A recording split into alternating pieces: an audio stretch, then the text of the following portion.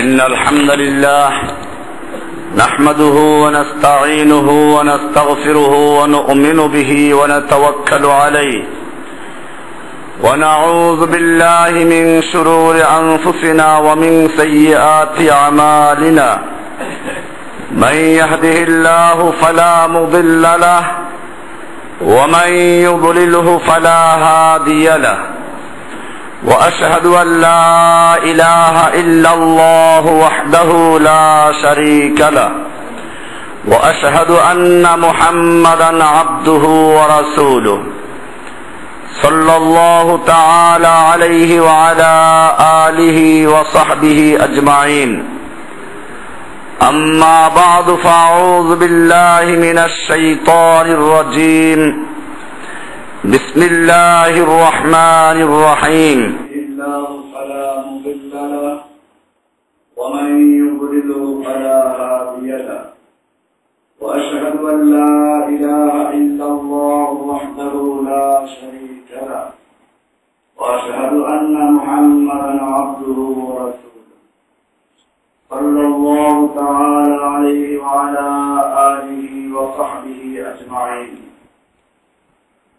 আল্লাহ সুবহানাহু ওয়া তাআলার মহান দরবারে লাখ শুকরিয়া জ্ঞাপন করছি, যিনি আমাদেরকে প্রতি জুমার ন্যায় আজকেও সালাতুল জুমা আদায় করার জন্য মারকাজুল উলুম আল ইসলামিয়া জামে মসজিদে আসার তৌফিক এনায়েত করেছেন।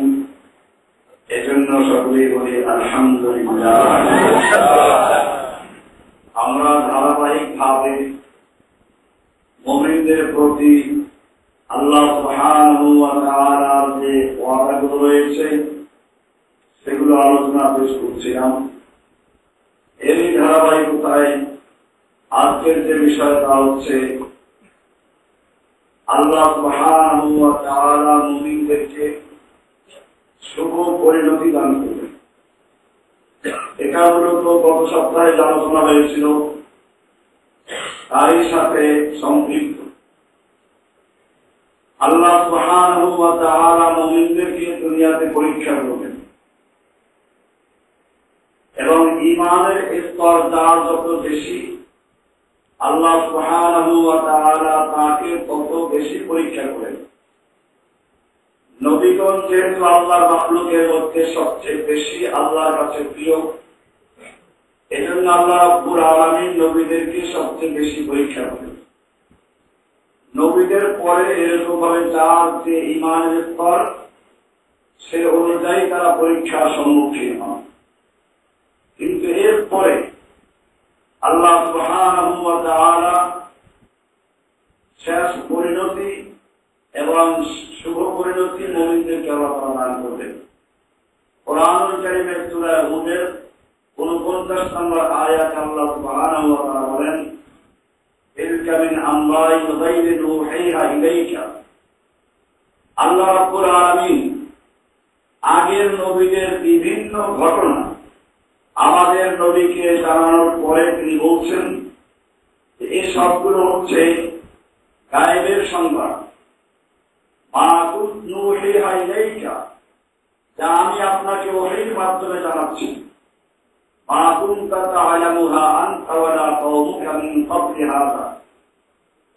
ইতিপূর্বে না আপনি এগুলো জানতেন, না আপনার জাতি এগুলো জানত।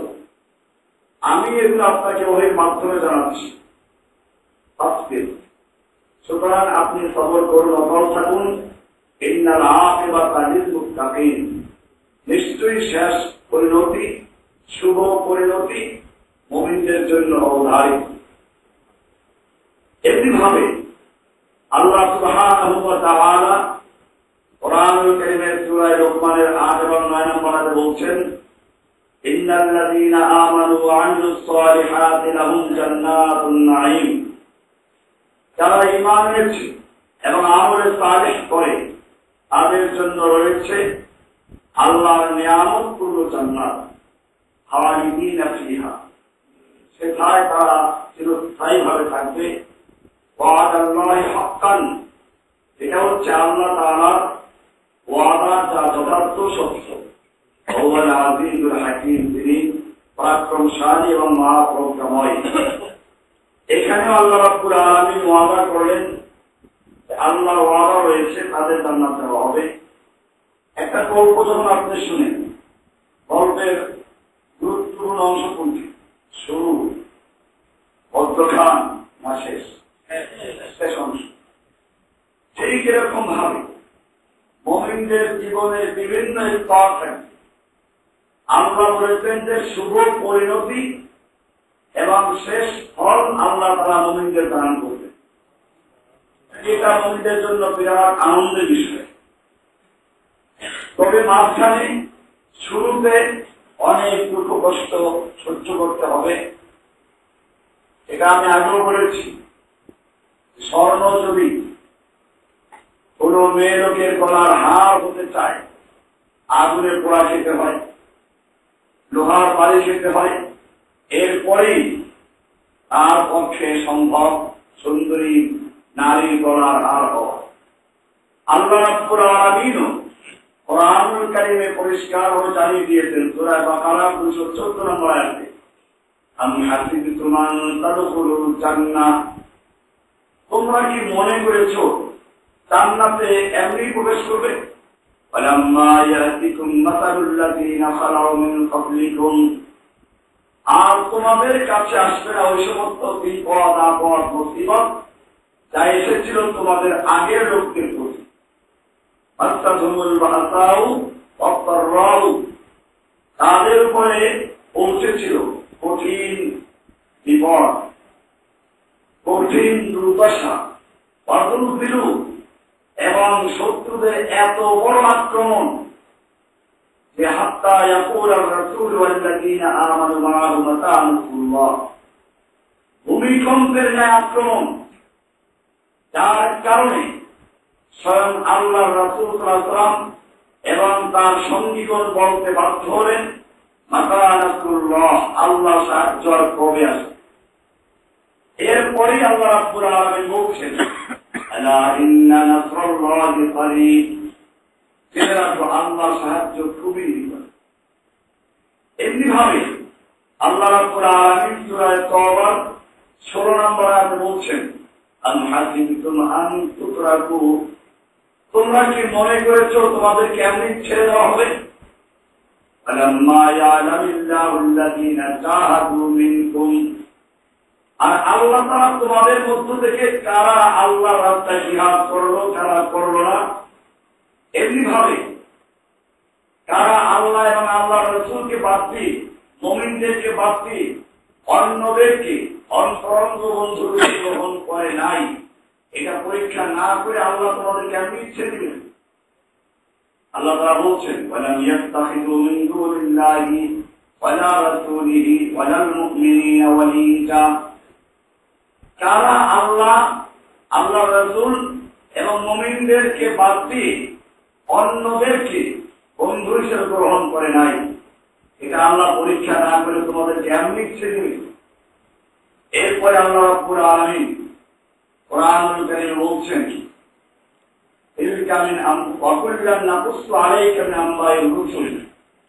আমি আপনাকে নবী রাসূলদের সমস্ত কাহিনীগুলো জানাচ্ছি, কি জন্য? ভয় পাওয়ার জন্য না।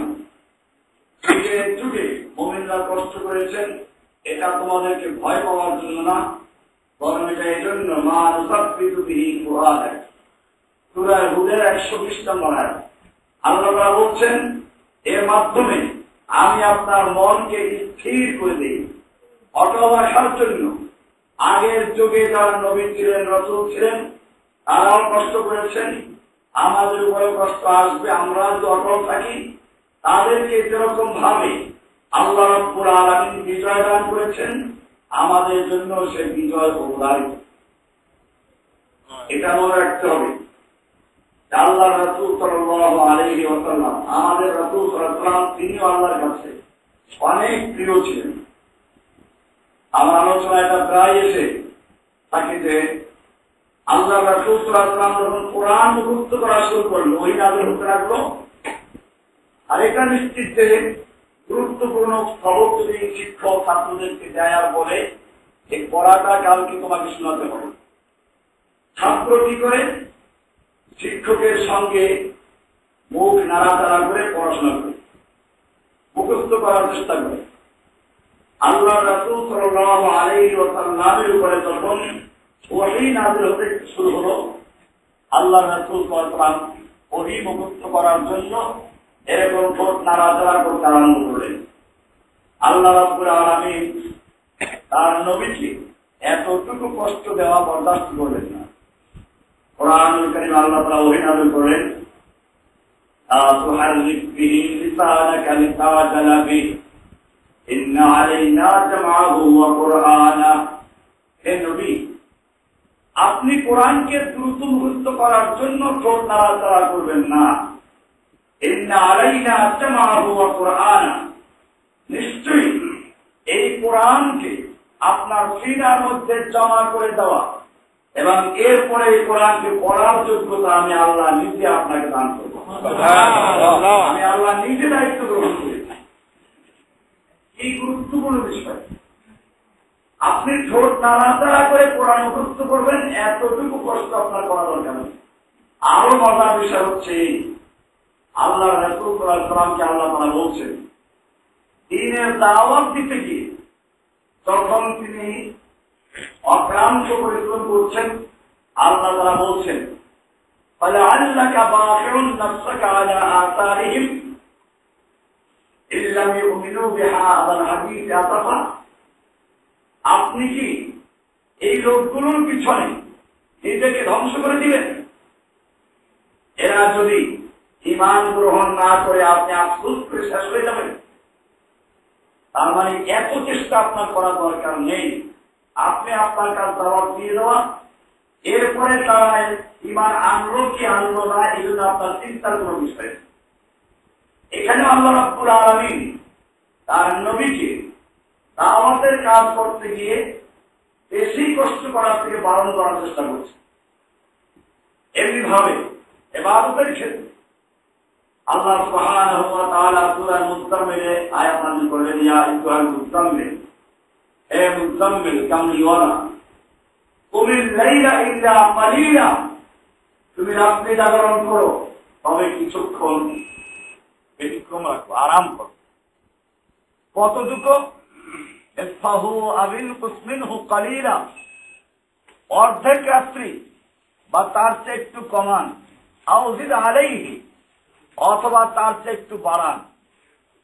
এরকম ভাবে আল্লাহ রাব্বুল আলামিন ইবাদতের ক্ষেত্রেও আল্লাহর নবী যেন সারা রাত্রে ইবাদত করে কষ্ট না করেন, এজন্য বললেন যে অর্ধেক বা তার চেয়ে একটু কমাই ইবাদত করেন বা একটু বাড়ান।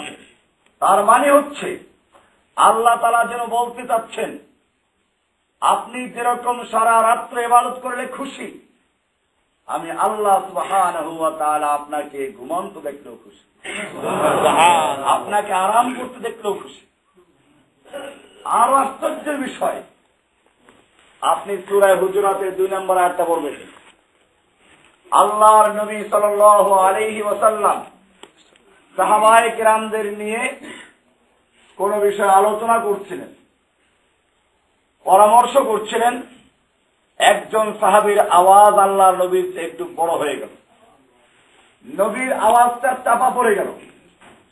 আল্লাহ রাব্বুল আলামিন তা কিন্তু বরদাস্ত করেন নাই, আয়াত নাযিল করলেন, ইয়া আইয়ুহাল্লাযীনা আমানু লা তারফাউ আসওয়াতাকুম ফাওকা সাওতিন নবী, হে ঈমানদারগণ, খবরদার তোমরা নবীর আওয়াজের চেয়ে জোরে আওয়াজ করে কথা বলো না। এমনটা যদি করো, আন তাহবাতা আমালুকুম, তোমাদের জীবনের সমস্ত আমল বরবাদ হয়ে যাবে। তোমাদের সালাত, তোমাদের সিয়াম, তোমাদের হজ, তোমাদের যাকাত, তোমাদের জিহাদ, তোমাদের নফল ফরজ, সমস্ত ইবাদত বরবাদ হয়ে যাবে যদি নবীর আওয়াজের চেয়ে জোরে আওয়াজ করে কথা বলো। ওয়ানতুম লা তাশউরুন, অথচ তোমরা টেরও পাবে না। নবীর আওয়াজের চেয়ে জোরে আওয়াজ করে কথা বললে এত বড় কঠিন ধমক দিলেন আল্লাহ তাআলা। আপনি একটু চিন্তা করেন, এই নবী যখন তায়েফের ময়দানে মার খাচ্ছিলেন, তখন আল্লাহ তাআলা দেখতে পাচ্ছিলেন কিনা? আল্লাহ তাআলা ওই তায়েফের যুবকদেরকে পাথর মারা থেকে বিরত রাখতে পারতেন কিনা? অথবা পাথরটা ওই লোকদের গায়ে উল্টা দিতে পারতেন। উহুদের ময়দানে আল্লাহর নবী যখন যুদ্ধের পোশাক পরে ময়দানে নামলেন, কাফেররা লক্ষ্য করল এই লোকটাকে তীর দিয়ে আঘাত করলে কোনো কাজ হবে না, লোহার পোশাক পরা, তরবারি দিয়ে আঘাত করলে কোনো কাজ হবে না, এই লোকটাকে মারতে হলে একটা বড় পাথর যদি মাথায় ছুঁড়ে মারা হয় তাহলে বসে পড়বে, নিজের দেহের লোহাগুলো নিজের দেহে ঢুকে যাবে, এইভাবেই তাকে হত্যা করা সম্ভব। এই পরিকল্পনা নিয়ে আল্লাহর নবীর মাথার উপর একটা বড় পাথর ছুঁড়ে মারল। কাজও হল, আল্লাহ নবী সাল্লাল্লাহু আলাইহি ওয়াসাল্লাম বসে পড়লেন।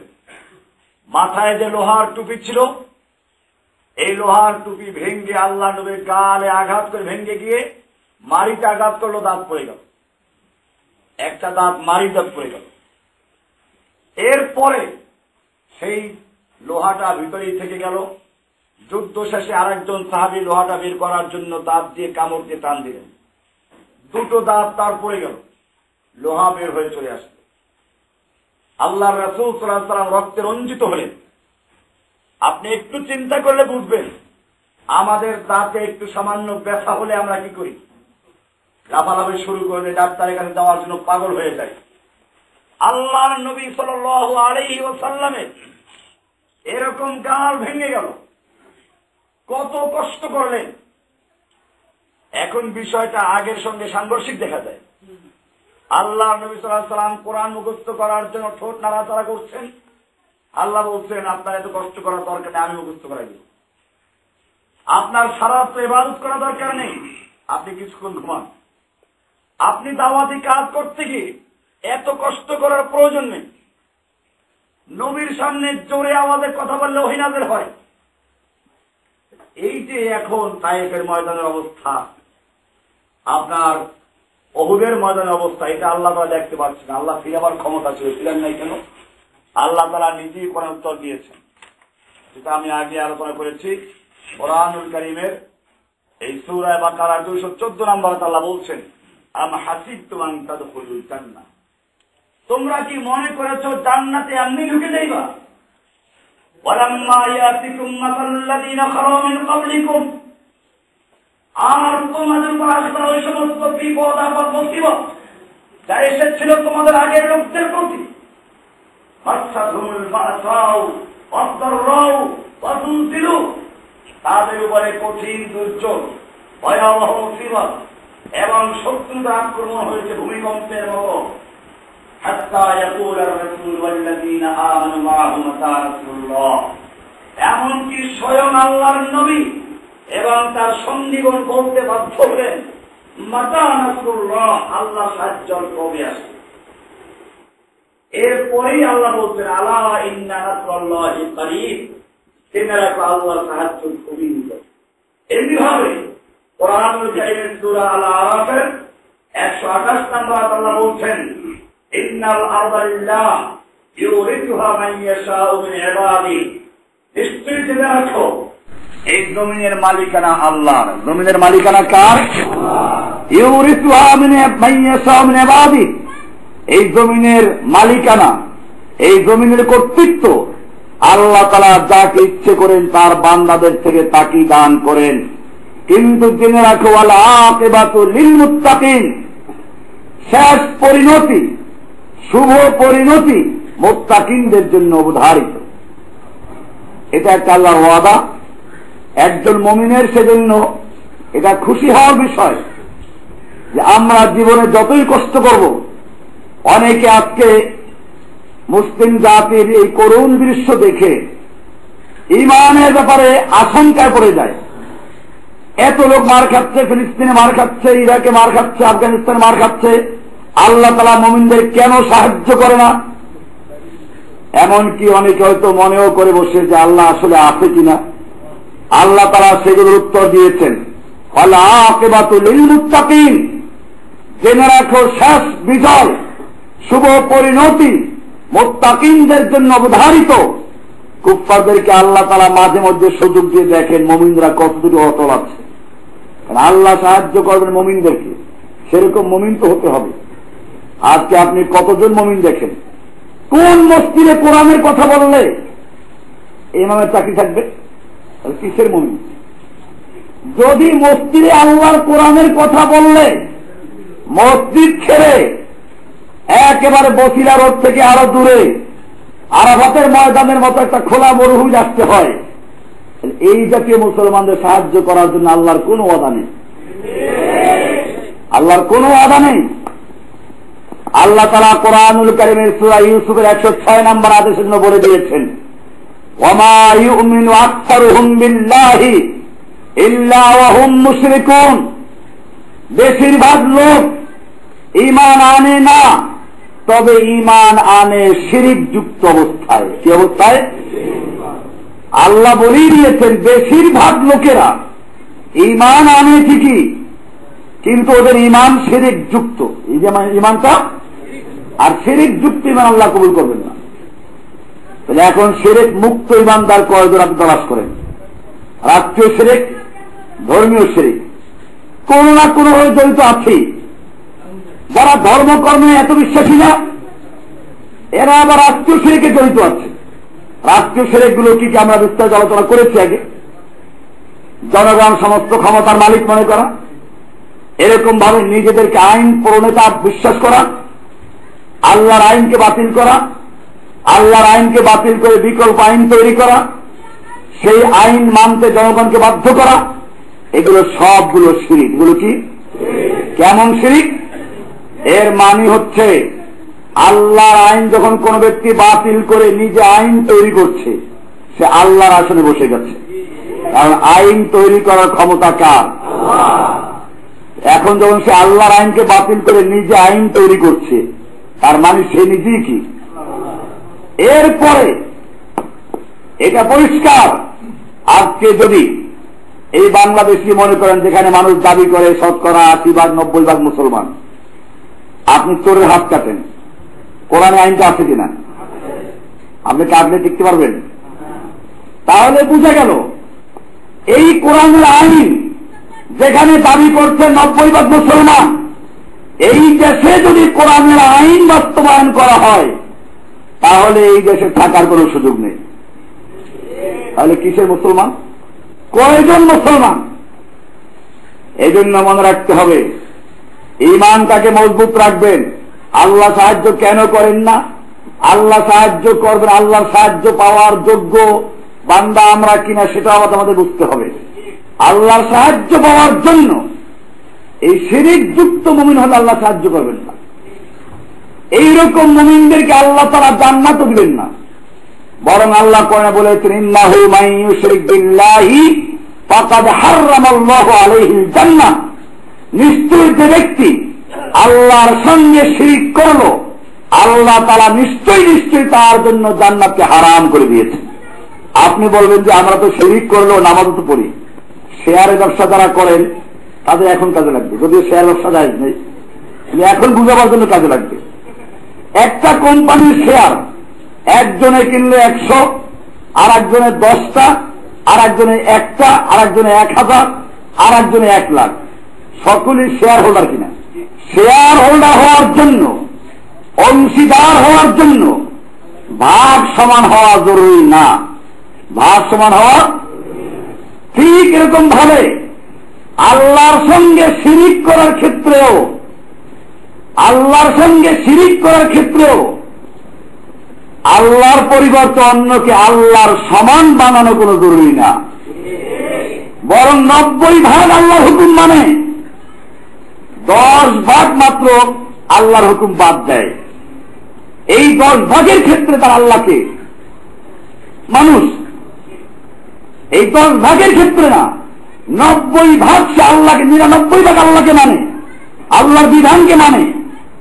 একটা অংশ শুধু আল্লাহকে মানে না, আল্লাহর কোন একটা আইনকে সে অস্বীকার করেছে, একটা আইনকে সে বলেছে এই যদি অচল, তাহলে সে কি মুসলমান থাকবে? সে আল্লাহর সঙ্গে শিরিক করলো। এই জন্য মনে রাখতে হবে, তিরমিজির একটা হাদিস খুবই গুরুত্বপূর্ণ। আদি ইবনে হাতেম তাইর নাম আপনারা শুনেছেন। হাতেম তাই আরবের যে একজন বড় বাদান্য এবং দানশীল লোক ছিলেন, ওনার ছেলে হলো আদি। ইসলামের বিজয়ের পরে, মক্কা বিজয়ের পরে সে পালিয়ে গেছিল, পরে ইসলাম গ্রহণ করে আল্লাহর নবীর কাছে যখন আসলো তখনও তার গলায় পুরুষ ঝুলতেছিল। আল্লাহর নবী সাল্লাল্লাহু আলাইহি ওয়াসাল্লামকে তিনি শুনতে পেলেন কোরআনের আয়াত পড়ছেন, ইত্তাখাযু আহবারাহুম ওয়া রুহবানাহুম আরবাবাম মিন দুনিল্লাহ। ওরা মানে ইহুদি খ্রিস্টানেরা আল্লাহর পরিবর্তে তাদের আহবার এবং রুহবানদেরকে, ধর্মীয় এবং রাজনৈতিক লিডারদেরকে, আহবার মানে হচ্ছে রাজনৈতিক লিডার, শাসক গোষ্ঠী, রুহবান হচ্ছে ধর্মীয় পীর যাজক গোষ্ঠী, এদেরকে ওরা আল্লাহর পরিবর্তে রব বানিয়েছে। আদি ইবনে হাতেম তো বাপের বেটা, সাহসী মানুষ। তিনি বললেন, ইয়া রাসূলুল্লাহ, আমার এখানে আপত্তি আছে। কোরআনের আয়াত বলছে ইহুদি খ্রিস্টানরা আল্লাহর পরিবর্তে তাদের পুরোহিতদেরকে, শাসক এবং যাজকদেরকে রব বানিয়েছে। আমি নিজে তো একজন খ্রিস্টান, আর ইহুদি ধর্ম সম্পর্কে আমার পড়াশোনা আছে। আমরা কোনদিন আমাদের ধর্মীয় আলেমদেরকে আর শাসকদেরকে রব বানাই নাই। আর মানে হচ্ছে কোরআনের এই বাণী সহি না। আল্লাহর নবী সাল্লাল্লাহু আলাইহি ওয়াসাল্লাম বললেন, হে আদি, আমি তোমাকে জিজ্ঞেস করি, তোমাদের এই শাসক গোষ্ঠী যেই জিনিসগুলো হালাল ঘোষণা করে তোমরা এগুলো হালাল মানো কিনা? যেমন আল্লাহ বলেছেন মদ হারাম, তোমার শাসক গোষ্ঠী বলল মদের লাইসেন্স থাকলে হালাল, অবৈধ না মানি তো হালাল। ঢাকায় অনেকগুলো মদের বার আছে না, লাইসেন্স করা, তো এগুলো পুলিশ ধরে না কেন? এগুলো বৈধ। পুলিশ ধরে কোনগুলো? যেগুলো লাইসেন্স করা নাই। আল্লাহর হারামকৃত বস্তুকে হালাল করে দিল এবং মানুষগুলো হালাল হিসেবে মেনে নিচ্ছে। এরকম ভাবে সুদ ইসলামে হালাল না হারাম? এখন সরকার বলল যে লাইসেন্স থাকলে বৈধ, হালাল। আমি এটা বলি যে বাংলাদেশের যতগুলো ব্যাংক, সোনালী ব্যাংক, রূপালী ব্যাংক, পূবালী ব্যাংক, জনতা ব্যাংক, গ্রামীণ ব্যাংক, বাংলাদেশ ব্যাংক, সবগুলো সুদের কারবার করে ইসলাম ব্যাংকগুলো। কারণ হচ্ছে এই, আমি এটা প্রায় বলি, সাগরে যদি ভাটা লাগে খালে জোয়ার আনা যায় নাকি? বাংলাদেশ ব্যাংক যেখানে সুদে, সেই বাংলাদেশ ব্যাংকের অধীনে থেকে এরপরে আপনি ইসলামী ব্যাংক কায়েম করলেন। কি মজার ইসলাম! কিছুদিন পরে হয়তো মদের দোকানেও সাইনবোর্ড লাগবে যে ইসলামী মদ। এরকম ভাবে রাজিতে বলা আছে কিয়ামতের আগে অনেক সময় মদ পান করবে, নাম দেবে ভিন্ন। এখনই দেখবেন মদ যারা খায় কত নাম দিয়ে, তাদের নাম মুখস্থ করে কুল পাবেন না। এরকম সুদের কারবার করে মানুষ। আল্লাহ রাসূল সাল্লাল্লাহু আলাইহি ওয়াসাল্লাম বলতেন, যারা সুদ খাবে না ওদের গায়েও সুদের ধুলাবালু লাগবেও লাগবে। এই জন্য দেখা যায় অন্য কোন জায়গায় ইসলামী কারবার নেই, আদালতে আপনি ইসলামী আদালত কায়েম করেন আগে, সেখানে নেই। বরং দেখা যায় সুবিধা আছে যেখানে সেখানে ইসলামী ব্যাংক হয়ে গেছে। যাই হোক, আমি আলোচনা ওই বিষয় করছি না। আজকে আলোচনা ছিল যে আল্লাহ সুবহানাহু ওয়া তাআলা মুমিনদেরকে বিভিন্নভাবে পরীক্ষা করবেন এবং শেষ পরিণতি মুমিনদেরকে দিবেন। কিন্তু সেই মুমিন তো হতে হবে। মুমিন আমরা দাবি করলাম, আল্লাহর হুকুম মানলাম না, বা কিছু মানলাম কিছু মানলাম না। এই জন্য বলছিলাম, এরকম কিছু যারা মানে কিছু মানে না, তারা কয় আল্লাহ মানে? মসজিদে আল্লাহর হুকুম মানে, ঈদের নামাজ পড়ে, জুমার নামাজ পড়ে, এরপরে জীবনের অন্য অংশে কি আল্লাহর হুকুম মানে না, তাদের আল্লাহ কয়জন? মসজিদে যে আল্লাহর হুকুম মানল সে আল্লাহ একজন হলেন। আর বাইরের জীবনে আল্লাহর বিধান বাদ দিয়ে যাদের আইন মানল বাইরের জীবনে তাদের আল্লাহ ওই লোকগুলো। তাহলে কয়জন আল্লাহ হলো? এবারে কোরআনের আয়াত নেন, আল্লাহ কি বলতে শোনেন। وقال الله لا تتخذوا إلهين اثنين। আল্লাহ তাআলা বলছেন যে আল্লাহ বলছেন, আল্লাহ বলছেন কি? আল্লাহ বলছেন। এই কথা কেন বলা দরকার ছিল? আল্লাহর নিজের অবস্থানটা তুলে ধরেছেন, এটা সাধারণ কথা না। وقال الله لا تتخذوا إلهين اثنين। আল্লাহ বলছেন যে তোমরা দুই ইলাহ বানাবে না। তোমরা দুই ইলাহ, দুই ইলাহ কেমনে বানাই? ওই আদি ইবনে হাতেমের প্রশ্ন উত্তর আল্লাহ রাসূল সাহেব বলেছেন যে তোমাদের শাসকরা যেটা হালাল করে দেয় ওটা তোমরা হালাল মানো কিনা? তা তো মানি। তোমাদের ধর্মীয় জনগণ, ধর্মীয় আলেমরা, পীর মাশায়েখরা তোমাদেরকে যেই সবক দিয়ে দেন তোমরা এটা মানো কিনা? এটা তো মানি। আমাদের দেশে আছে এগুলো। আপনি বলবেন যে ওই সময় ছিল, এখন নাই। এখনো পীর সাহেবরা সবক দিলে 6 লতিফার জিকির করো, করে কিনা মানুষরা? এটাকে আল্লাহ দিয়েছেন? আল্লাহ দেন নাই। চরমনাই পীরের বেদে মারফাত বইয়ের 50 পৃষ্ঠা লিখেই দিয়েছেন 6 লতিফার জিকির কোরআনে পাক ও হাদিস শরীফে নাই। তবে আল্লাহ পাকের অলিগণ আল্লাহকে পাবার জন্য একটা রাস্তা হিসাবে তৈরি করে দিয়েছে।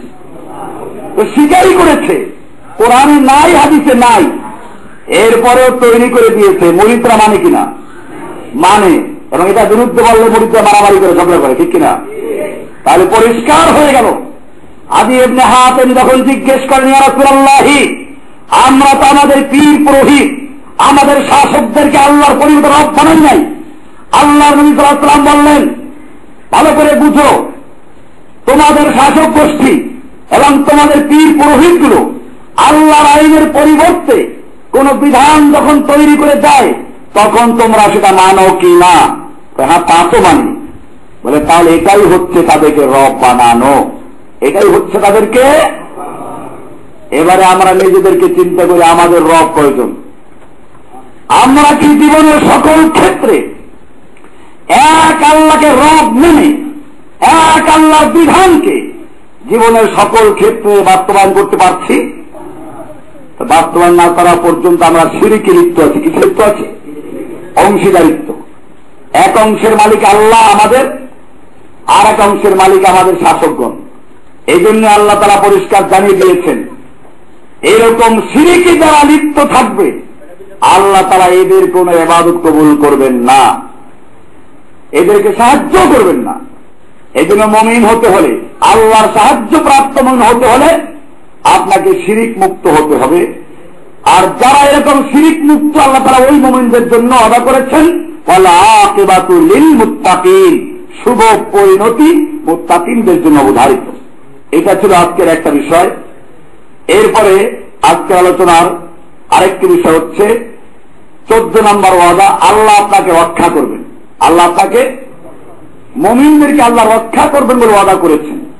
কোরআনুল কারীমে আল্লাহ সুবহানাহু ওয়া তাআলা বলছেন সূরা ইউনূসের 103 নম্বর আয়াতে, সুম্মা নুনাজ্জি রুসুলানা ওয়াল্লাযীনা আমানু কাযালিকা হাক্কান আলাইনা নুনজিল মুমিনিন।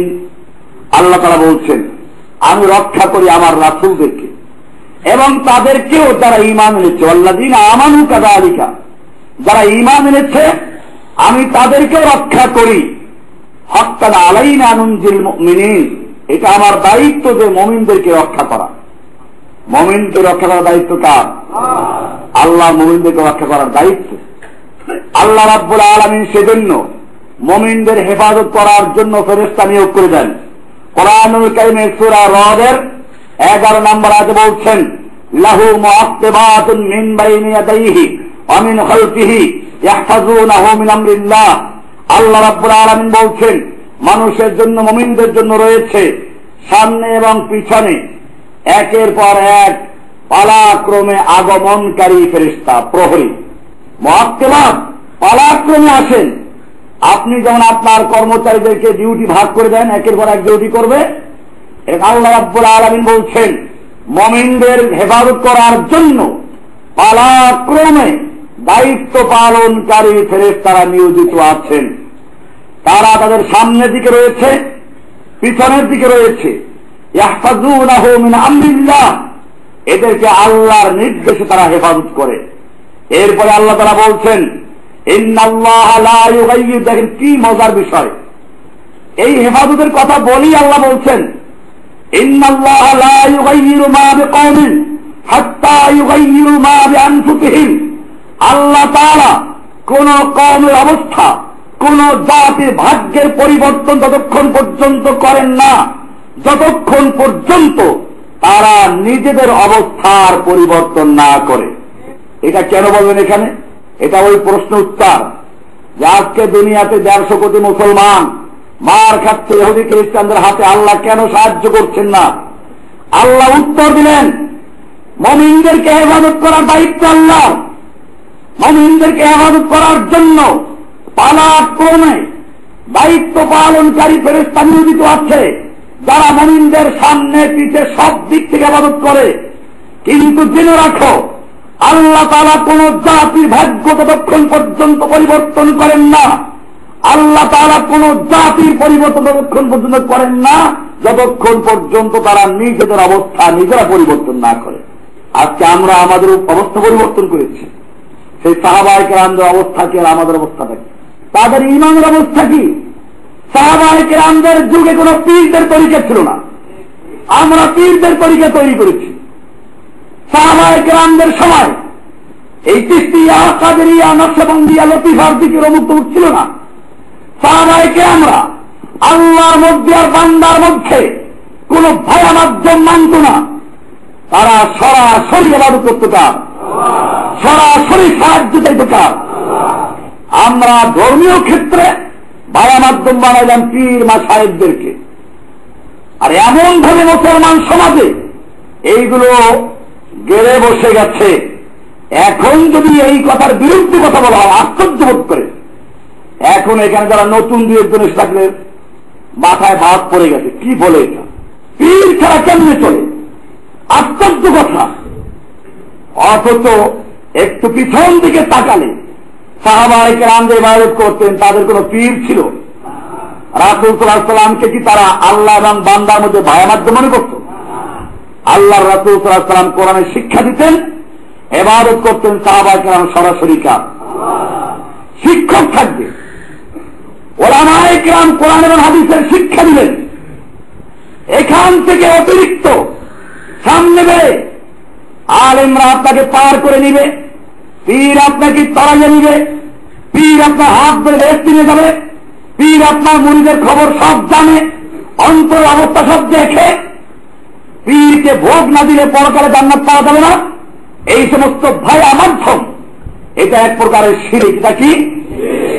মক্কার কুফাররা এই জাতীয় শিরকে লিপ্ত ছিল, যে শিরকে আজকে বাংলাদেশ, পাকিস্তান, ভারত এবং এর মাধ্যমে সারা দুনিয়ার মুসলমানদের মধ্যে এই পীর মুরিদির শিরকটাকে ছড়িয়ে দেওয়া হয়েছে, এমন ভাবে ছড়ানো হয়েছে। এখন যদি এর বিরুদ্ধে কেউ কথা বলে মনে হয় যেন এই লোকটা আফ্রিকার জঙ্গল থেকে বের হয়ে আসছে। আমার ভাইয়েরা, এই জন্য মনে রাখতে হবে, আল্লাহ তাআলা বলছেন আল্লাহ হেফাজত করবেন ওই মুমিনদেরকে যেই মুমিনরা ধর্মীয় ক্ষেত্রে কোনো শিরক করে নাই, রাষ্ট্রীয় ক্ষেত্রেও শিরক করে নাই। সাহাবায়ে কেরামদের সংবিধানের নাম ছিল কি? এছাড়া কোন সংবিধান ছিল? আবু বকর, ওমর, ওসমানরা কোন ইউনিভার্সিটি পড়া ছিল? তারা মসজিদের নববীর ভার্সিটির ছাত্র, যেখানে কোরআনের দার্স হতো, আল্লাহর নবীর হাদিসের দার্স হতো। এছাড়া অন্য কোন ইংরেজদের, না কোন ব্রিটিশের তৈরি করা, না কোন মানুষের তৈরি করা বিধান সেখানে পড়ানো হতো। ওই কোরআন পড়েই তারা দেশ পরিচালনা করেছেন, ওই কোরআনের মাধ্যমে তারা দেশ শাসন করেছেন। সুতরাং মুসলিমদের মধ্যে যারা কোরআনকে জীবনের একমাত্র সংবিধান মানবে, কোরআনকে জীবনের একমাত্র আইন কেন উৎস মানবে, একমাত্র তারাই মানি যারা জীবনের কোন ক্ষেত্রে ব্রিটিশের তৈরি করা আইন, মানব রচিত সংবিধানকে এখন সে মানবে, আর এখন সে কোরআন মানবে। রমজান মাসে তারাই বসতে গেলে মাশাআল্লাহ কি খেলা! বড় বড় ব্যবসায়ী যারা দেখবেন যে তারা রমজান মাসে হাফেজ রাখে কন্ট্রাক্টে, 10 দিনে খতম। এক একদিনে 3 পারা করে পড়ে, তাড়াতাড়ি রমজান মাসে শেষে ব্যবসা ভালো হয়। ওই সময় রাত্রে দোকানে ব্যবসা করতে হবে। এই জন্য প্রথম 10 দিনে এই কপাল পোড়ারা, রমজান মাসের শুরু 10 দিনে মজা বেশি, শেষ 10 দিন কোনটা? আল্লাহর নবী শেষের 10 দিনে ইতিকাফ করেছেন। আর এই কপাল পোড়া মুসলমান আল্লাহর দিনকে পরিবর্তন করার জন্য, দুনিয়ার সাধারণ ব্যবসা করার জন্য আল্লাহ কালাম থেকে পর্যন্ত রমজানের শেষ 10 দিনে একেবারে 10 পারা 3 পারা, অনেকে 3 দিনে তারা উপর শেষ করে দেয়, 10 পারা করে পড়ে। আর ভাড়া কি হাফেজ তো পাওয়াই যায়। হাফেজও চিন্তা করে রমজানের কয়দিন নামাজ পড়বো, শুরু দিকে 1 খতম পড়াই যে শেষ ঘুমাই, নামাজও পড়ে না। এই জন্য মনে রাখতে হবে, এই জাতীয় যে বিকৃতিগুলো আমাদের সমাজ করেছে, এই লোকগুলো 10 দিনে 20 দিনে কোরআন খতম করে এরপরে ছুটি, এরপরে শুরু হয় রমজানের শেষ 10 দিনে ব্যবসা বাণিজ্য করা, মেয়ে লোকদের কিনে মার্কেট করা, কি সুন্দর ইবাদত করে। এই মুমিনদেরকে আল্লাহ সাহায্য করার জন্য কোনো ওয়াদা করেন নাই। এই জন্য আল্লাহ বলছেন ইবাদত তো করব। আল্লাহ তাআলা কোরআনুল কারীমে আল্লাহর নবীকে বলছেন সূরা মায়দার 67 নম্বর আয়াত, আল্লাহু ইয়াসিমুকা মিনান নাস, আল্লাহ তাআলা আপনাকে মানুষের থেকে হেফাজত করবেন, দুনিয়ার কোন মানুষ আপনার ক্ষতি করতে পারবে না। হেফাজত করবেন কে? এরপরে আল্লাহ তাআলা সূরা ইউসুফের 64 নম্বর আয়াতে বলছেন আল্লাহু খায়রুন হাফিজান ওয়া হুয়া আরহামুর রাহিমিন, আল্লাহ হচ্ছেন উত্তম হেফাজতকারী। উত্তম হেফাজতকারী কে? হেফাজত করা মালিক কে? আল্লাহ যদি উত্তম হেফাজতকারী হয় আর এই কথা বিশ্বাস করে, তাহলে মুসলমান নিজেদের দেশে সামরিক প্রশিক্ষণ দেওয়ার জন্য ইহুদি খ্রিস্টানদেরকে ডাকে, ঠিক কিনা?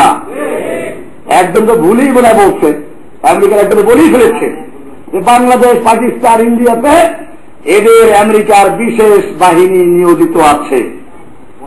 এখন সবাই যুদ্ধ করার জন্য এটাকে কারণ একটা গুরুত্বপূর্ণ তথ্য ফাঁস হয়ে গেছে।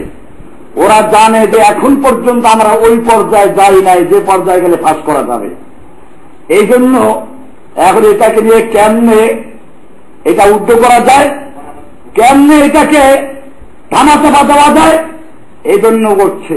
কিন্তু এটা পরিষ্কার, একজন বিবেকবান মানুষ ভালো করে বুঝবে যে এই দেশগুলোতে আগের থেকেই ইহুদি খ্রিস্টানদের ভূত তুলে বসে আছে, এবং এইখানে যারা যারা কিছু বলে ওই দিনের রোগীর মতো, দিনের রোগী যে কথা বলে এটাকে নিজে বলে না দিনে বলে।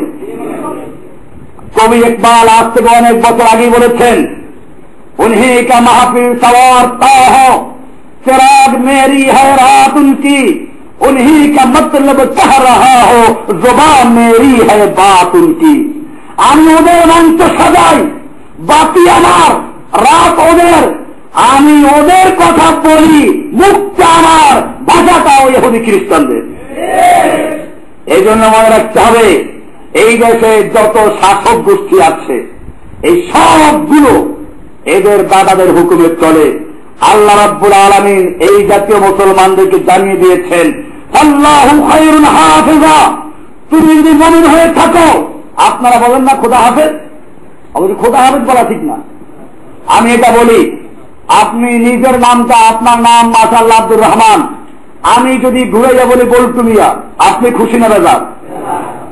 আপনার নামটা পরিবর্তন করলে আপনি খুব বেজার হয়ে যান। আর কোরআনুল কারীমে আল্লাহ সুবহানাহু ওয়া তাআলা বলছেন ওয়ালিল্লাহিল আসমাউল হুসনা, আল্লাহর অনেকগুলো সুন্দর সুন্দর নাম আছে, ফাদউহু বিহা, তোমরা আল্লাহকে ওই নামে ডাকো। আল্লাহকে ওই নামে, আল্লাহ বললেন আল্লাহর অনেকগুলো সুন্দর নাম আছে, তোমরা আল্লাহকে ওই নামে ডাকো। আপনি সেই নামগুলো বাদ দিয়ে খোদা বানাইলেন। আল্লাহর ওই আসমাউল হুসনার মধ্যে, সুন্দর সুন্দর নামের মধ্যে যে নামগুলো আল্লাহ নিজের জন্য নির্বাচন করেছেন তার মধ্যে খোদা আছে। আপনি খোদা রাখলেন কোত্থেকে? আল্লাহ যে আপনি আল্লাহকে যে আপনি খোদা বানিয়ে ছাড়লেন, এই জন্য কি আল্লাহ আপনাকে পুরস্কার দিবেন না শাস্তি দিবেন? আল্লাহর নাম বিকৃত করা যেমন ধরবেন না। মুশকিল হচ্ছে এই গুনাহগুলো করতে করতে এখন সয়ে গেছে। এখন এগুলো বিপক্ষে বললে মানুষ কি করে না। আমি এক জায়গায় বলেছিলাম যে আমরা নামাজে বলি ইয়াকা না'বুদু, আমরা কেবলমাত্র গোলামি করি, কার ইবাদত করি? না কোনো মানুষের, নবী রাসূলদের। কালিমাতুশ শাহাদার মধ্যে আমরা বলি ওয়া আশহাদু আন্না মুহাম্মাদান আবদুহু, আমি সাক্ষ্য দিচ্ছি যে মুহাম্মদ সাল্লাল্লাহু আলাইহি ওয়াসাল্লাম আল্লাহর গোলাম, আল্লাহর রাসূল, আল্লাহর বান্দা, আল্লাহর গোলাম। তাহলে মুহাম্মদ সাল্লাল্লাহু আলাইহি ওয়াসাল্লাম যখন আল্লাহর গোলাম, আপনি আমি আল্লাহর গোলাম, তাহলে আমাদের দেশে নাম আছে না গোলাম মুস্তাফা? সে তো মুস্তাফার গোলাম। সে কি করে বলে ইয়াকা না'বুদু, আমি আল্লাহর গোলাম? মুস্তাফার গোলাম। নাম আছে আব্দুল নবী, নাম আছে গোলাম রসুল, নাম আছে কানিজ ফাতেমা, ফাতেমার বান্দি। কানিজ মানে কি? ফার্সি শব্দ। এ তো ফাতেমার বান্দি, আল্লাহ বান্দি না। অথচ নাম আছে মিথ্যা কথা বলে ইয়াকা না'বুদু। আসল বিষয় হচ্ছে না'বুদু বলে, কি বলে? নামাজে কি বলে তাও তো জান না। নামাজে বলা হচ্ছে ইয়াকা না'বুদু, আমি কেবলমাত্র তোমারই গোলামি করি, জীবনের সকল ক্ষেত্রে ইবাদত করব কার? এইরকম মুমিনদের সম্পর্কে আল্লাহ বলছেন আল্লাহু খায়রুন হাফিজান, আল্লাহ হচ্ছেন উত্তম হেফাজতকারী, ওয়া আরহামুর রাহিমিন, আর আল্লাহ বড় দয়ালু, আল্লাহ বড় সবচেয়ে বড় দয়ালু। এমনি ভাবে কোরআনুল কারীমের সূরা আহজাবের 17 নম্বর আয়াত আল্লাহ বলছেন কুল মান যাল্লাযী ইয়াসিমুকুম মিনাল্লাহ ইন আরাদা বিকুম সুআন আও আরাদা বিকুম রাহমাতান ওয়া লা ইয়াজিদুনা লাহুম মিন দুনিল্লাহি ওয়ালিয়্যান ওয়া লা নাসীরা। সূরা আহজাবের 17 নম্বর আয়াত আল্লাহ বলছেন, বলো আল্লাহ যদি তোমাদেরকে কোন ক্ষতি করতে চান তাহলে তোমাদেরকে রক্ষা করার মতো কে আছেন? মান যা, কে সেই ব্যক্তি? আল্লাযী ইয়াসিমুকুম মিনাল্লাহ, যে তোমাদেরকে আল্লাহ থেকে রক্ষা করতে পারবে। ইন আরাদা বিকুম সুআন, যদি আল্লাহ তাআলা তোমাদের কোনো অমঙ্গল চান, আল্লাহ তোমাদের কোনো ক্ষতি করতে চান, তাহলে তোমাদেরকে হেফাজত করবে এমন কোন শক্তি আছে, কোন ব্যক্তি আছে? তোমাদের দাদারা আমেরিকা, ব্রিটেন, ইসরায়েল, ইহুদি, খ্রিস্টান সব মিলেও তোমাদের হেফাজত করতে পারবে না যদি আল্লাহ কি করতে চান। আল্লাহ বলছেন ওয়ালা ইয়াজিদুনা লাহুম মিন দুনিল্লাহি ওয়ালিয়্যান ওয়া লা নাসীরা, আল্লাহর পরিবর্তে কোনো ওলি, অভিভাবক পাওয়া যাবে না, কোনো সাহায্যকারীও পাওয়া যাবে না। এরপরে আল্লাহ সুবহানাহু ওয়া তাআলা দেখাচ্ছেন যে আল্লাহ কিভাবে মুমিনদেরকে হেফাজত করেন। সর্বক্ষেত্রে হুকুম মানব কার? ইবাদত করব কার? তাসবিহ তাহলিল করব কার? আল্লাহ বলছেন এরকম যারা তাসবিহ তাহলিল ইবাদত করে আল্লাহ হেফাজত করে। উল্টো পাল্টা করলে পরীক্ষা করে বিপদে ফেলে দেন। ইউনূস আলাইহিস সালাতু ওয়াস সালাম যখন মাছের পেটে চলে গেলেন, তাফসীর ইবনে কাসীর লেখে মাছ যখন তাকে গিলে ফেলল তিনি অজ্ঞান হয়ে গেলেন, বেহুশ হয়ে গেলেন। যখন জ্ঞান ফিরে আসলো তখন তিনি মনে করলেন যে তার কবরে আছে, হাত দিয়ে আশপাশ দেখতে লাগলেন, দেখে যে না এটা কবর না, এটা মাছের পেট মনে হচ্ছে। মাছের পেটে তিনি আছেন। আমার ভাইয়েরা, মাছের পেট কোনো 5 স্টার হোটেল না, মাছের পেট এটা কোনো আরামদায়ক কোনো জায়গা না। মাছের পেট বা যে কোনো পেট তৈরি হয়েছে কিসের জন্য? খাদ্য হজম করার জন্য, খাদ্য হজম করার জন্য। তার মানে এখানে অনেক কেমিক্যাল আছে ওই খাদ্যকে পচাবার জন্য। আর আপনারা জানেন যত প্রাণীর মধ্যে এই খাদ্যের পাচক রস আছে এর মধ্যে সবচেয়ে মারাত্মক হল মাছের পেটে। কারণ অন্য প্রাণী খাদ্য খায় চাবায়, মাছ আস্তা একটা মাছকে গিলে ফেলে, খাবারকে গিলে ফেলে। এইটাকে পচাবার জন্য, এটাকে গলাবার জন্য মাছের পেটের ভিতরে যে পাচক রস আছে এটা সবচেয়ে বেশি শক্তিশালী। ইউনূস আলাইহিস সালাতু ওয়াস সালাম যখন মাছের পেটে গেলেন ওনাকে এই রস জ্বালাতে শুরু করলো, চামড়া পুড়ে যাচ্ছিল, মাংসগুলো গলতে আরম্ভ করলো। এই কারণে আপনারা জানেন ইউনূস আলাইহিস সালামকে যখন মাছ উগড়ে ফেলে দিল তখন আল্লাহ তাআলা তার জন্য একটা ছায়া ব্যবস্থা করেছিলেন। ইয়াকতিন নামক গাছ, সেখানে আল্লাহ তাআলা গজাইয়ে দিলেন। এই গাছের ছায়ায় তিনি আশ্রয় নিয়েছিলেন। কোরআনুল কারীমে আল্লাহ তাআলা বলছেন সূরা আস-সাফফাতের 145 এবং 46 নম্বর আয়াতে আল্লাহ বলছেন ফানাবাযনাহু বিল আরাই ওয়া হুয়া সাকিম, আমি তাকে আরা মানে হচ্ছে তৃণলতা, গাছগাছালি নাই এমন মরুভূমিকে বলা হয় আরা, আমি তাকে তৃণলতাহীন প্রান্তরে নিক্ষেপ করলাম। ওয়া সাকিম, সে ছিল তখন অসুস্থ, চামড়া পুড়ে গেছে, চামড়া গলে গেছে। এরপর আল্লাহ বলছেন আম্বাতনা আলাইহি শাজারাতান মিন ইয়াকতিন, আমি তার উপরে একটা ইয়াকতিন নামক গাছ গজিয়ে দিলাম, গাছ তৈরি করে দিলাম। এই গাছের ছায়া নিতে লাগলো, কারণ যাতে রৌদ্রে উনি কষ্ট না পান, শরীরটা আরো পুড়ে না যায়। এরপরে আস্তে আস্তে ছায়ায় এবং আলোতে চামড়া ঠিক হতে লাগলো, চামড়া তৈরি হতে লাগলো। এইখানে আমাদের লক্ষণীয় বিষয় আল্লাহ তাআলা বলছেন ইউনূস আলাইহিস সালাতু ওয়াস সালাম যখন এই মাছের পেটে ছিলেন তিনটা অন্ধকার। আল্লাহ বলছেন অজুলুমাত, তিনটা অন্ধকার কমপক্ষে। এক নম্বর অন্ধকার ছিল রাত্র, এরপর দ্বিতীয় অন্ধকার হচ্ছে সমুদ্রের তলদেশে, তৃতীয় অন্ধকার হচ্ছে মাছের পেটে। আল্লাহ তাআলা বলছেন ফানাদা ফিজ-জুলুমাত, হযরত ইউনূস আলাইহিস সালাতু ওয়াস সালাম এই অনেকগুলো অন্ধকারের মধ্যে ডাক দিলেন। কাকে ডাক দিলেন? আল্লাহ ইলাহা ইল্লা আনতা সুবহানাকা ইন্নী কুনতু মিনাজ জালিমিন। লা ইলাহা ইল্লা আনতা, প্রথমে শিরক মুক্ত হওয়া। যেটা বললাম, সাহায্য পাওয়ার জন্য প্রথম যে বিষয়টা দরকার তা হচ্ছে কি লা ইলাহা, কোন ইলাহা নাই, কোন মাবুদ নাই, কোন শাসককে মানি না, কোন যাজক মানি না, কোন পীর আইন মানি না, কোন পীরের তরিকা মানি না, শাসকের বিধান মানি না। লা ইলাহা, সব বাদ, ইল্লাল্লাহ ইল্লা আনতা, আল্লাহ একমাত্র তুমি ছাড়া অন্য সব কিছু আমি বাতিল করে দিলাম। এরপরে বলছেন সুবহানাক, আল্লাহ তুমি নির্দোষ, তুমি যে আমাকে শাস্তি দিয়েছো এজন্য তোমার দোষ না, দোষটা আমার। ইন্নী কুনতু মিনাজ জালিমিন, আমি নিজেই মূলত জালেম ছিলাম, অন্যায় করেছি। আল্লাহ বলছেন ফাস্তাজাবনা লাহু, আমি তার দোয়া কবুল করলাম। ওয়ানাজ্জাইনাহু মিনাল গাম্মি, এবং আমি তাকে দুশ্চিন্তা থেকে, বিপদ থেকে মুক্তি দিলাম। ওয়া কাযালিকা নুনজিল মুমিনিন, এভাবেই আমি মুমিনদেরকে নাজাত দিব।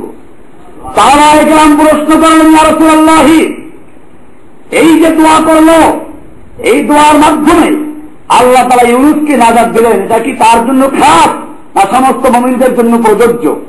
আল্লাহর রাসূল সাল্লাল্লাহু আলাইহি ওয়াসাল্লাম বলছেন এটা শুধু তার জন্যই না, এটা সমস্ত মুমিনদের জন্য প্রযোজ্য। যেই মুমিনরা এই কালিমার অর্থ বুঝে শুনে, এই আয়াতের অর্থ বুঝে শুনে, এই দোয়া অর্থ বুঝে শুনে ভালো করে বলবে, আল্লাহ তাআলা সেই প্রত্যেকটা মুমিনকে উদ্ধার করে ছাড়বেন। এখানে খতম পড়তে বলা হয় না, এখন এটা খতম বানাইছে। যত জায়গায় পারা যায় ব্যবসা কেমনি করবে। আমাদের খতম ইউনিট পড়ে, দানা কিনে খতম ইউনিট পড়ে না। আরো যদি বড় লোক দেখে তাহলে খতমে বুখারী, খতমে খাজা গান। বাপ অসুস্থ হয়ে বিছানা পড়ে আছে, তুমি খেদমত করো, বিয়ার সুযোগ এটা। এর পরিবর্তে হুজুরদের কাছে যায়, হুজুরা শিখেই যায় একটা খতমে খাজা গান পড়ান। আর দোয়া করবো, আল্লাহ ভালো হলে, সুস্থতা থেকে জীবন থাকলে ভালো করে দাও, হায়াত থাকলে ভালো করে দাও, হায়াত না থাকলে তাড়াতাড়ি নিয়ে দাও। কি সুন্দর দোয়া! এই দোয়া কি আল্লাহ রাসূল শিখিয়েছে? এই সমস্ত মানুষের তৈরি করা। প্রত্যেকটা মাদ্রাসায় আসরের পরে দেখবেন খতমে খাজা গান পড়ে দোয়া করে। মাদ্রাসা যারা সাহায্য করে তারা সাহায্য করেছিল আল্লাহর জন্য, ভালো কথা। এই লোকগুলো সাহায্য করে যাতে কোনো সওয়াব না পায়, এই জন্য তাদেরকে জানাই দেয় আমরা আপনাদের জন্য প্রতিদিন আসরের পরে খতমে খাজা গান করে দোয়া করি। আর এই ছাত্রগুলো যারা মাদ্রাসায় ভর্তি হয়েছিল দিন শিক্ষার জন্য, সেই ছাত্রগুলোকে এই খাজা গান, দুরুদে নারিয়া, জাহান্নামের দুরুদ, নার মানে কি? আগুন। দুরুদে নারিয়া মানে কি? জাহান্নামের আগুয়া।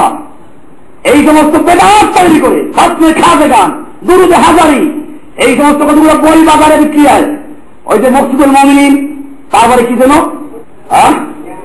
নিয়ামুল কুরআন, এই সব বইগুলোতে 12 চান্দের ফজিলত কতগুলো এরকম তৈরি করে দিয়েছে। মায়ের রেখে আর বাবায় বিক্রি করে না, ছেলে বিক্রি করে। যে ক্যানভাসাররা ঔষধ তৈরি করে, মা তৈরি করে আর ছেলে কি করে। এরকম কিছু লাইব্রেরি আছে, বই লেখে আর বিক্রি করে। আমাদের মনে রাখতে হবে, এই খতমে ইউনূস 1.25 লাখ বার পড়তে কোনো দলিল নেই। এই ইউনূস আলাইহিস সালাম কয়বার পড়েছিলেন? কোন মুমিন যদি সেই রকম ঈমান নিয়ে বলে লা ইলাহা ইল্লা আনতা, আল্লাহ তুমি ছাড়া আমার জীবনে আর কোনো ইলাহ নাই, কোন মাবুদ নাই, আমি কারো হুকুম মানি না, কারো বিধান মানি না, কোন শাসক মানি না, কোন ধর্মের পীর মানি না, কোন কবরওয়ালা, মাজারওয়ালা, খাজাওয়ালা, কাজাওয়ালা, লেন্টাওয়ালা, মন্ত্রী, এমপি, আমি কারো হুকুম মানি না, হুকুম মানি কার? এইরকম বিশ্বাস নিয়ে যদি বলে লা ইলাহা ইল্লা আনতা সুবহানাকা, আল্লাহ তুমি পূর্ণ পবিত্র, আমরা অন্যায় করেছি সেজন্য তুমি আমাদের সাহায্য করছো, বিপদে ফেলছো, আল্লাহ তুমি পবিত্র, ইন্নী কুনতু মিনাজ জালিমিন, আমি জালিমদের অন্তর্ভুক্ত, আমি জালিম হয়ে গেছি, আল্লাহ তুমি মাফ করো। আল্লাহ মাফ করবেন বলে ওয়াদা করেছেন। আল্লাহ বলছেন আমি ইউনূসকে মুক্তি দিয়েছি এবং এরকম ভাবে প্রত্যেকটা মুমিনকে নাজাত দিব। আপনারা জানেন আমার আলোচনা আছে যে মানুষ ছাড়া অন্য সমস্ত মাখলুকাত তাসবিহ করে কার? এটা আমাদের দেশে যেখানে আমি বয়ান করি সব থেকে আশ্চর্য হয়। আমি বলি যে মানুষ ছাড়া সমস্ত মাখলুক মুসলিম। এটা কেমন কথা? প্রথম তো মাথা লাগা হুজুররা, কারণ না এটা মিথ্যা কথা। পরে যখন কোরআন থেকে দলিল দেই তখন মাথা ঘুরে, আগে তো জানতাম না এটা। কোরআনে পরিষ্কার আয়াত আছে, আফাগাইরা দীনিল্লাহি ইয়াবগুন, আয়াত করো, ওয়ালাহু আসলামা মান ফিস সামাওয়াতি ওয়া মান ফিল আরদি তাওয়ান ওয়া কারহা। আল্লাহ বলছেন মানুষেরা আল্লাহর দেওয়া জীবন ব্যবস্থা বাদ দিয়ে, আল্লাহর দেওয়া আইন কানুন বাদ দিয়ে অন্য বিধান তৈরি করছে, অথচ ওয়াল্লাহু আসলামা, সূরা আলে ইমরানের 83 নম্বর আয়াত আল্লাহ বলছেন ওয়াল্লাহু আসলামা, অথচ আল্লাহর কাছে আত্মসমর্পণ করে মুসলিম হয়ে গেছে। আসলামা মানে কি? ইসলাম গ্রহণ করেছে। কে গ্রহণ করেছে? মান ফিস সামাওয়াতি ওয়াল আরদি, যা কিছু আছে আসমান এবং জমিনে, তাওয়ান ওয়া কারহান, ইচ্ছায় হোক অনিচ্ছায় হোক, সকলেই লাহু আসলামা, আল্লাহর কাছে আত্মসমর্পণ করে আসলামা, তারা সকলে মুসলিম হয়ে গেছে। কোন সূরা আয়াত? আলে ইমরান কত নম্বর? 83 নম্বর আয়াত। এরপরে আমি বলি শুধু মুসলিম হয়ে গেছে তা না, ওরা আল্লাহ তাসবিহ করে। তাসবিহ করে কার? মানুষেরা তো পীরের তাসবিহ করে, পীরের মুরাকাবা করে। অন্য সব মাখলুক সম্পর্কে আল্লাহ বলছেন অন্য মাখলুক কোন নেতা নেত্রীর তাসবিহ করে না, কোন পীরের তাসবিহ করে না, তারা সকলে তাসবিহ করে কার? কোরআনুল কারীমের সূরা বনী ইসরাঈলের 44 নম্বর আয়াত। কত নম্বর আয়াত? কোন সূরার? বনী ইসরাঈলের 44 নম্বর আয়াত। আল্লাহ বলছেন তুসাব্বিহু লাহুস সামাওয়াতুস সাবউ ওয়াল আরদু ওয়া মান ফীহিন্না, তুসাব্বিহু লাহু, আল্লাহর তাসবিহ করে। কে করে? মান ফিস সামা লাহুস সামাওয়াতুস সাবউ, 7 আসমান আল্লাহ উল্লেখ করেছেন, সামাওয়াতুস সাবউ 7 আসমান, ওয়াল আরদু এবং জমিন, ওয়া মান ফীহিন্না, এবং এর মধ্যবর্তী যা কিছু আছে। আপনি বলবেন আমরা তো বুঝি না। আল্লাহ তাআলা আপনার এই মনের প্রশ্ন উত্তর দিয়ে দিয়েছেন কোরআনে।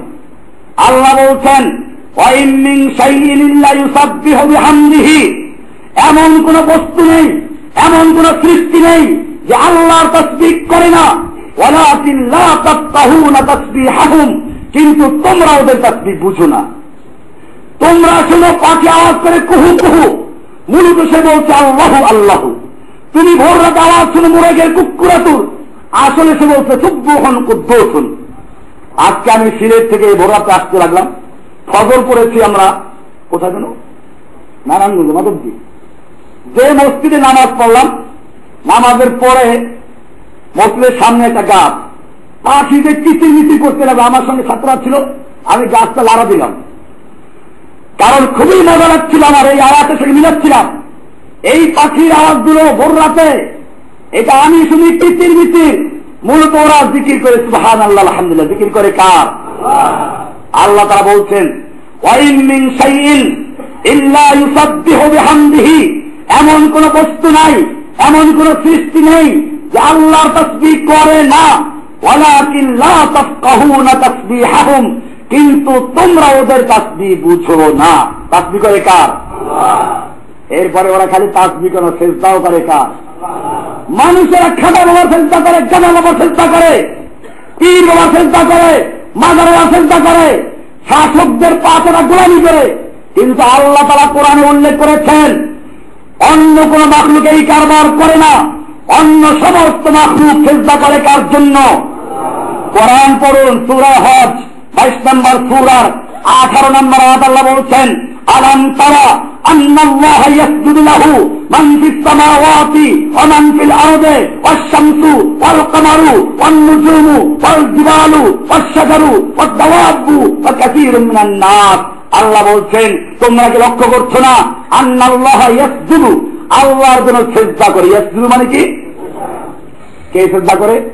মান ফিস সামাওয়াতি, যা কিছু আছে আসমান সমূহে, ওয়া মান ফিল আরদি, যা কিছু আছে জমিন সমূহে, জমিনে, ওয়াশ শামসু এবং সূর্য, ওয়াল কামর এবং চন্দ্র, ওয়ান নুজুম এবং তারকারাদি গ্রহ নক্ষত্র, ওয়াল জিবালু, জিবাল মানে কি?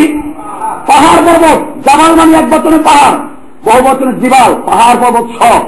অসাজারু গাছগাছালি, সব গাছগাছালি, সাজার মানে কি, অদাওয়াবু, এবং জমিনে যত রকমের বিচরণশীল জীব আছে, সমস্ত বিচরণশীল জীব, পশু পক্ষী, গরু ছাগল, উট দুম্বা মোষ ভেড়া কুত্তা শুকর, যত প্রাণী সবাই সেজদা করে কার জন্য?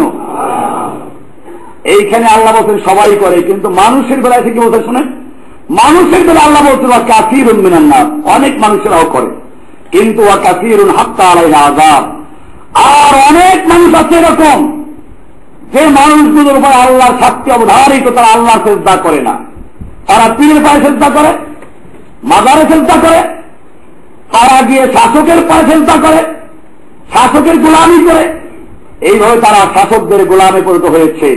আল্লাহ বলছেন এইরকম যারা আল্লাহর গোলামি বাদ দিয়ে মানুষের গোলামিতে লিপ্ত আছে, আল্লাহ বলছেন ওয়ামাইয়ুহিনিল্লাহু, যাকে আল্লাহ তাআলা অপমানিত করবেন, লাঞ্ছিত করবেন, আল্লাহ তাআলা তাকে বেইজ্জত করবেন, ফামা লাহু মিন মুকরিম, তার সম্মান দেওয়ার মতো অধিকার কারো নেই, তার মর্যাদা কেউ দিতে পারবে না, কারণ সে গোলামি করে কার? আরে মানুষ যারা মানুষের গোলামি করে, যারা এরা আল্লাহ অপমানিত করেছেন এদেরকে তাদের আমলের কারণে। সূরা হজের 18 নম্বর আয়াত। তাহলে পরিষ্কার হয়ে গেল মানুষ ছাড়া অন্য সমস্ত প্রাণী মুসলিম, ঠিক কিনা? সূর্যের উপর আল্লাহর হুকুম আছে, সূরা ইয়াসিনে 38 নম্বরে বলা আছে যে সূর্যের জন্য আল্লাহ রাস্তা নির্ধারণ করে দিয়েছেন, এই রাস্তা দিয়ে চলবি, এর উপর দিয়ে যাবি না, নিচে দিয়ে যাবি না, উপর দিয়ে গেলে পৃথিবী ঠান্ডা হয়ে যাবে, নিচে দিয়ে গেলে গরম হয়ে যাবে, এই রাস্তা নির্ধারণ করেছেন কে? সূরা ইয়াসিনে 38 নম্বর পড়বেন, আল্লাহ বলছেন ওয়াশ-শামসু তাজরি লিমুস্তাকাররিন লাহা যালিকা তাকদীরুল আজিজুল আলীম, সূর্যের জন্য মহাপরাক্রমশালী মহাবিজ্ঞানী আল্লাহ সুবহানাহু ওয়া তাআলা রাস্তা নির্ধারণ করে দিয়েছেন। সূর্য আল্লাহর হুকুম মেনে তার জন্য যে রাস্তা নির্ধারিত রয়েছে ওই রাস্তা দিয়ে নিয়মিত চলতে থাকে। এরপরে আল্লাহ বলছেন অল কামারা কদ্দারনাহু মানাজিল, আমি চন্দ্রের জন্য অনেকগুলো রাস্তা নির্ধারণ করে দিয়েছি, চন্দ্র দৈনিক আল্লাহ বাতলানো সেই রাস্তা দিয়ে চলে।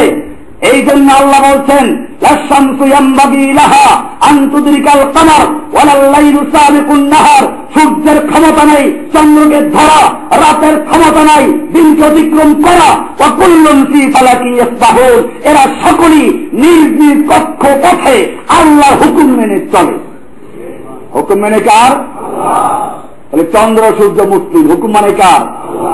আর আমার জাতি মুসলমান, মসজিদে একটা হুকুম মানে আল্লাহ। আজকে শুক্রবারে জান্না শহরে কোন মসজিদ খালি নাই, সব আল্লাহর বান্দা। এরপরেই শনিবার থেকে যখন অফিস তখন হুকুম কার মানে? সব তাগুতের গোলাম, ইহুদি খ্রিস্টানদের গোলাম, আল্লাহর আইন আর তখন থাকে না। এই লোকগুলো মুসলিম না মুশরিক? এই লোকগুলো সম্পর্কে আল্লাহ পরিষ্কার বলেছেন কোরআন ইউসুফের সূরার 106 নম্বর আয়াতে ওমা ইউমিনু আকতারুহুম বিল্লাহি ইল্লা হুম মুশরিকুন, বেশিরভাগ লোক ঈমান আনা সত্ত্বেও মুশরিক। ঈমান আনা সত্ত্বেও কি? এই মুশরিক চিনতে হবে আর নিজেকে যাচাই করতে আমি সেই দলের মধ্যে আছি কিনা, যদি থেকে থাকি তওবা কর মুসলমান। এই জন্য বলছি যারা শিরিক মুক্ত হয়ে আল্লাহর কাছে তওবা করবে, ইউনূস আলাইহিস সালাম এই তওবা করেন, তাসবিহ বললেন কেন, সে কথা থেকে আমি দূরে চলে গেছিলাম। উনি যখন মাছের পেটে গেলেন সমুদ্রের তলদেশে, উনি এই মাছের কিছু আওয়াজ শুনতে পেলেন, তিনি জিজ্ঞেস করলেন রব্বানা, আল্লাহ এই আওয়াজগুলো কিসের আওয়াজ? ফাকালা ফি নাফসি মা হাযা, এইগুলো কিসের আওয়াজ? ফাআওহাল্লাহু ইলাইহি ওয়া হুয়া ফি বাতনিল হুত, ইউনূস যখন মাছের পেটে ছিলেন তখন আল্লাহ তাআলা তার মনের মধ্যে কথা জানিয়ে দিলেন ইন্না হাযা তাসবিহু দাওয়াবিল বাহর। সূরা সাফফাতের 145 নম্বর আয়াতে তাফসীর দেখুন, তাফসীর ইবনে কাসিরে বিস্তারিত লেখা আছে। আল্লাহ তাআলা জানিয়ে দিলেন ইউনূস তুমি যে আওয়াজগুলো শুনতে পাচ্ছ সমুদ্রের তলে, এগুলো মাছেরা আল্লাহর তাসবিহ করে। কার তাসবিহ করে? ইউনূস আলাইহিস সালাম তখন তার হুঁশ আসলো, ক্বালা ফাসাব্বাহা হুয়া ফি বাতনিল হুত, তিনি ওই মাছের পেটে বসে তিনিও তাসবিহ করা শুরু করলেন, লা ইলাহা ইল্লা আনতা সুবহানাকা ইন্নী কুনতু মিনাজ জালিমিন তাসমিআল মালায়েকাতু তাসবিহা। ইউনূস আলাইহিস সালাম যখন ওই মাছের পেটের ভিতরে তাসবিহ করেছেন, ওই তাসবির আওয়াজ আসমানে পৌঁছে গেছে। ফেরেশতারা শুনতে পেলেন, ব্যারিস্টার পাওয়া গেছে। এই ব্যারিস্টার অবশ্য আমাদের উকিল জানা, আবার পিসারা খুশি করে তো উকিল ধরা লাগে, এটা পরিষ্কার। ওনারা বলে তাই দুনিয়ার আদালতে যদি কিছু বলতে হয় জজের কাছে বলতে উকিল ধরা লাগে, আল্লাহর কাছে কিছু বলতে উকিল ধরা লাগে, সেই উকিল পিসারা বলে না এরকম, এটা পরিষ্কার। দুনিয়ার জজ নিজে যদি দেখে কেউ খুন করছে তারপরেও সে বিচার করতে পারে না, সাক্ষী ছাড়া, ঠিক কিনা? আল্লাহ তারা বিচার করতে পারেন কিনা? দুনিয়ার জজদেরকে চাকরি দেওয়া, দুনিয়ার উকিলদেরকে চাকরি দেওয়া যায় ওখানে ওই কথা বলার জন্য। এমনকি এই উকিলদের কাছে জজরা কি থাকে, জিম্মি হয়ে থাকে, দেখেন না ধর্মঘট করে। এরপরে যদি কয়েকজন বড় বড় ব্যারিস্টার দাঁড়ায়, জজের পায়জামা কামা শুরু হয়ে যায়। আমার ভাইয়েরা, দুনিয়ার একজন বিচারকের সঙ্গে আল্লাহকে তুলনা করে এই পীর এবং মুরিদরা জঘন্য অন্যায় করেছে, জঘন্য শিরক করেছে। আল্লাহ হচ্ছেন আহকামুল হাকিমিন। আল্লাহ করে বলছেন আলাইসাল্লাহু বিআহকামিল হাকিমিন, আল্লাহ কি সমস্ত বিচারকদের বিচারক, সমস্ত ক্ষমতার ঊর্ধ্বে নন? আল্লাহ বলছেন লা ইউসালাম মা ইয়াফআলু, আল্লাহ কারো কাছে জবাবদিহি করতে বাধ্য নন। দুনিয়ার সমস্ত মাখলুক আল্লাহর কাছে জবাবদিহি করতে বাধ্য। দুনিয়ার বিচারকেরা মানুষের কাছে, সরকারের কাছে জবাবদিহি করতে বাধ্য। আল্লাহ কার কাছে বাধ্য আছে? আল্লাহকে তুলনা করলো কার সঙ্গে? দুনিয়ার সরকার জজেরা নিয়ম করে দিয়েছে উকিলের মাধ্যমে বলতে হবে, বরং উকিল ছাড়া বলতে হলে তোমাকে আলাদা পারমিশন নিতে হবে, ঠিক কিনা? আপনি যে বলেন যে আমি সরাসরি উকিল ছাড়া কথা বলবো, বলতে দিবে আপনাকে আলাদা, এই জন্য আপনাকে কি করতে হবে? দরখাস্ত করতে হবে, পারমিশন নিতে হবে। দুনিয়ার জজদের সিস্টেম হচ্ছে মাধ্যম নিয়ে বলতে হবে, আল্লাহর সিস্টেম হচ্ছে মাধ্যম ছাড়া বলতে হবে। নামাজ আপনি কয়জন ভাই মাধ্যম মানে ইয়াকা নাবুদু বলে, ইয়াকা নাবুদু, আল্লাহ আমি কেবলমাত্র তোমারই গোলামি করি, ভাই মাধ্যম আছে কোনো? নামাজের মধ্যে ভাই মাধ্যম নাই। হজ করতে গেলে আপনি লাব্বাইক আল্লাহুম্মা লাব্বাইক, আল্লাহ কয় তোর লাব্বাইক শুনবো না, আগে বল তোর অন্তরে কয়টা খাজা বাবা আছে, তোর মধ্যে কয়টা পীর আছে। এবারে নাম্বার হচ্ছে না না লাব্বাইক লা শারীকা লাকা লাব্বাইক, আল্লাহ তোমার কোন শরীক নাই, কোন অংশীদার নাই, আমার অন্তরে কোন খাজা বাবা নাই, কাজা বাবা নাই, পীর বাবা নাই, এঙ্গা বাবা নাই, সবগুলো খাস করে দিয়ে কোন নেতারেত্রী নাই, একমাত্র তুমি আছো। এরপরে লাব্বাইক লা শারীকা লাকা, তখন আল্লাহ কাছে আসে, এবার আসে। এত পরিষ্কার বিষয়গুলো, এরপরেও মুসলমান আকীদা বিশ্বাস করে পীর ছাড়া আল্লাহকে পাওয়া যাইবে না। দুনিয়ার জজের কাছে কিছু বলতে উকিল ধরা লাগবে, উকিলের ঠিকাদার নিয়ে আছে বিশ্বাস না। আল্লাহ তাআলা কি মারাত্মক ভাবে বলে দিয়েছেন, পরিষ্কার আয়াত, মান যাল্লাযী ইয়াশফা'উ ইনদাহু ইল্লা বিইযনিহি, কে সেই ব্যক্তি যে আল্লাহর কাছে সুপারিশ করবে আল্লাহর অনুমতি ছাড়া? কিয়ামতের মাঠে আল্লাহ তাআলা যাদেরকে অনুমতি দিবে তারা সুপারিশ করতে পারবে, এছাড়া কেউ দুনিয়ায় বলতে পারে যে সুপারিশ পারবে? ওই পীর যার সম্পর্কে তুমি আকীদা বিশ্বাস করতে হলে সুপারিশ করবে, ওই বেলা নিজেদের না যাতে হবে তার কোন খবর আছে? ও যে মাদ্রাসার টাকা, মসজিদের টাকা, এতিম গরিবদের টাকা নিয়ে বড় বড় হাউজিং করেছে, বড় বড় বিল্ডিং করেছে, মার্কেট করেছে, এই হিসাব দিয়ে করতে পারবে? আল্লাহর নবী এরকম সম্পদের পাহাড় করেছিলেন। আর বাংলাদেশ সবচেয়ে বড় ধনী কারা এখন? খবর আছে কিছু? এই যে বিষয়গুলো আমাদের বুঝতে হবে।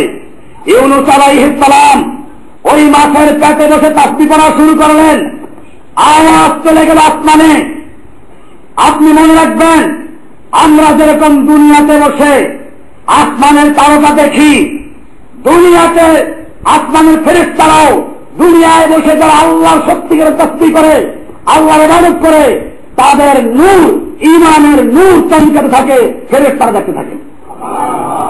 ইউনূস আলাইহিস সালামের আওয়াজ চলে গেছে, ফেরেশতারা চিনে মুমিনদেরকে, যেই মুমিনরা শুধু আল্লাহকে সন্তুষ্ট করার জন্য ভোর রাতে আল্লাহর ইবাদত করো, গোপনে আল্লাহর ইবাদত করো, দুনিয়ার কোন মানুষ দেখে না, আল্লাহ সুবহানাহু ওয়া তাআলা নিজে দেখেন, আল্লাহর ফেরেশতারা পর্যন্ত দেখতে পায়। কোরআনে বলা আছে ইয়াসআদু ইলাইহিল কালিমুত তাইয়্যিবুল আমালুস সালিহু, বান্দা যত নেক আমল করে এবং যত ভালো তাসবিহ তাহলিল করে, এই সবগুলো আল্লাহর দরবারে উঠে কোরআনে আছে ইলাইহি ইয়াসআদু কালিমুত তাইয়্যিবুল আমালুস সালিহ। ফেরেশতারা তিনটে ইউনূসকে সবসময় তার আমল উঠত, তাকবীর শুনত। আজকে একটা চিকন আওয়াজ শোনা যাচ্ছে, গলার আওয়াজ কম শোনা যাচ্ছে আওয়াজটা। ফেরেশতারা বললেন, আমি কি এই ব্যারিস্টারদের আল্লাহ তাআলা সুযোগ দিয়েছে, এরা সুপারিশ করছে।